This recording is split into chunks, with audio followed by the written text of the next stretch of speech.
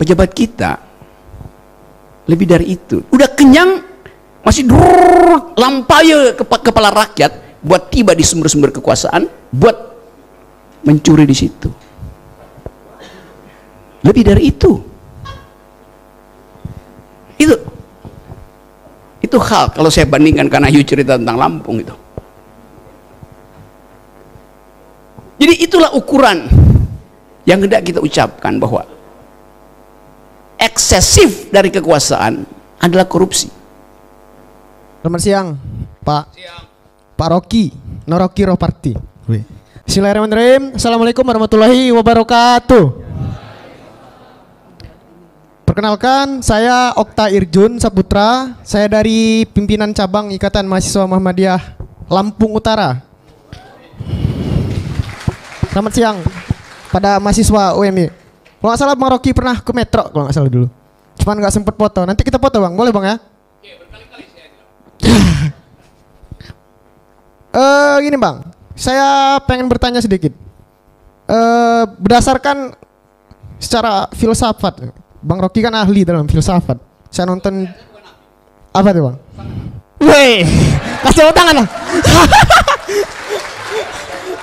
Waduh, sangat ahli. Oke, saya bertanya sama si abang sangat ahli, si paling ahli, si abang paling. Saya kader IMM juga Bang, tapi bukan komisaris Bang ya. Bagaimana cara kita agar dapat korupsi tidak ketahuan? Yang pertama, bagaimana cara kita agar korupsi tidak ketahuan? Tolong jelaskan teori dasarnya berdasarkan filosofi korupsi itu sendiri, dan bagaimana cara sebagai rakyat biasa dapat mengambil peran untuk korupsi maupun memberantas korupsi itu sendiri. Bisa Bang ya? Oke, siap. Oke, terima kasih. Wassalamualaikum warahmatullahi wabarakatuh. Tadi siapa yang dari Lampung tadi ya? Lampung Utara ya. Lampung Utara. Saya pernah nyasar di Gunung Tanggamus di Lampung. You pernah naik Gunung Tanggamus? Lewat mana? Ya, ya, lewat mana? Lewat desa apa? Oke. Yang desa yang ada tempat transmigran, namanya apa? Desa itu ya? Iya. Oke, jadi satu waktu, ini cerita saya masih mahasiswa kelas 1, tingkat 1, tingkat 2. Saya naik gunung itu, Gunung Tanggamus. Salah baca peta. Bertiga kita naik gunung itu. Dari Kota Agung.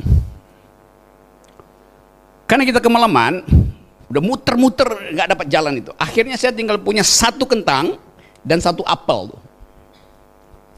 Masing-masing kita tinggal 1 kentang, 1 apel. Mau survive dengan modal itu. Kita hitung ini nggak nyampe, ini pasti kita udah nyasar. Jadi kita bikin camp sederhana tuh, bivak, ya tenda sederhana tuh. Lagi tidur jam 2 malam, tiba-tiba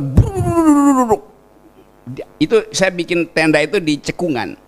Lalu dia ada bunyi, kita ngintip dari bivak itu hitam, ternyata babi hutan, rombongan babi hutan, mungkin kira-kira 300 babi itu, itu tinggal kira-kira 2 cm dari kepala saya. Jadi bayangin kalau saya bikin bivak tidak di cekungan itu di sini, itu pasti habis diajar. Karena babi hutan nggak mau tahu itu jalan dia. Dia nggak peduli. Kemana dia mengarah? Ke desa transmigran tadi. Karena desa itu lagi panen kentang kecil-kecil tuh. Jadi bagi si babi hutan, dia nggak peduli halangan apapun. Yang penting dia tiba di desa itu karena itu kelaparan dia. Dia merampok makanan di situ. Lalu dia balik. Dia bukan koruptor. Dia diperintah oleh nalurinya untuk cari makan. Pejabat kita lebih dari itu. Udah kenyang, masih lampai kepala rakyat buat tiba di sumber-sumber kekuasaan, buat mencuri di situ. Lebih dari itu. Itu hal kalau saya bandingkan, karena Ayu cerita tentang Lampung itu. Jadi itulah ukuran yang hendak kita ucapkan, bahwa eksesif dari kekuasaan adalah korupsi. Babi hutan tidak eksesif pada kekuasaan. Secara natural dia mesti makan itu. Itu poinnya. Jadi bagaimana supaya tidak kelihatan lakukan korupsi? Ya jadi babi hutan. Karena itu bukan korupsi namanya, mau makan.